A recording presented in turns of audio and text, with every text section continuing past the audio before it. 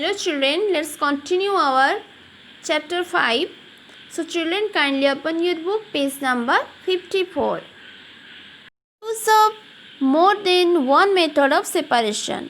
Usually, one method of separation is not sufficient to separate a mixture. For example, a mixture of salt and sand cannot be separated by using a single method.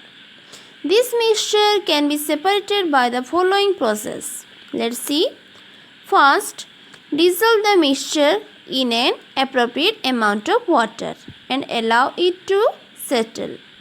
Salt dissolves in water and sand remains undissolved.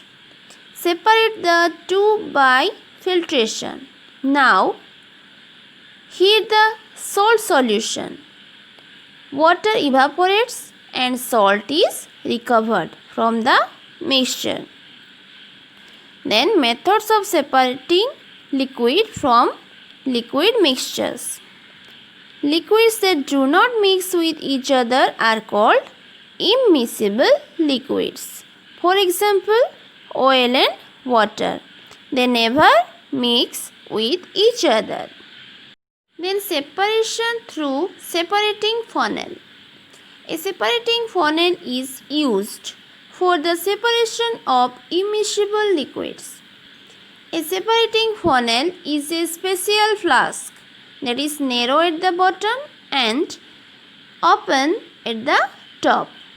It has a stopcock at the bottom. Let's see. The mixture of immiscible liquids is filled in the separating funnel, placed on a stand.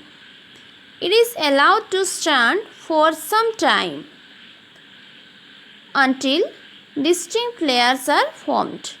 The lighter liquid floats on the top and the heavier liquid settle at the bottom. Here you see children, this is the lighter layer and this is the heavier layer. Now the stopcock is open to remove the layer at the bottom. Here stopcock is there. When the bottom layer has been entirely removed from the funnel, the stopcock is closed. Thus, the two liquids are separated. So, clear about this separation? Try out this one. You try to yourself. This is your homework. Then comes to solubility. What is solubility, children?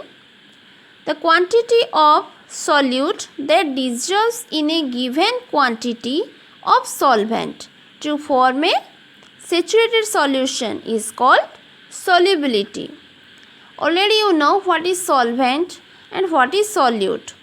The substance that dissolves is called the solute and the liquid in which it dissolves is called the solvent. Now comes to what is saturated solution and what is unsaturated solution. The solution in which no more solute can be dissolved at a given temperature is called saturated solution. And unsaturated solution is the solution in which more solute can be dissolved at a given temperature is called unsaturated solution. Then some factors affecting solubility. There are three factors affecting the solubility. First one is solute in powder form. A solute dissolves faster in any solvent if it is in powdered form. Then second one is stirring. A solute dissolves faster in solvent if the solution is stirred constantly. And third one is temperature. If water is heated, the solubility of solute in it increases. On the other hand, the solubility of gases in water decreases with an increase in temperature. So children, this is about your chapter 5. Again you read this lesson thoroughly and These key terms also you read. Thank you.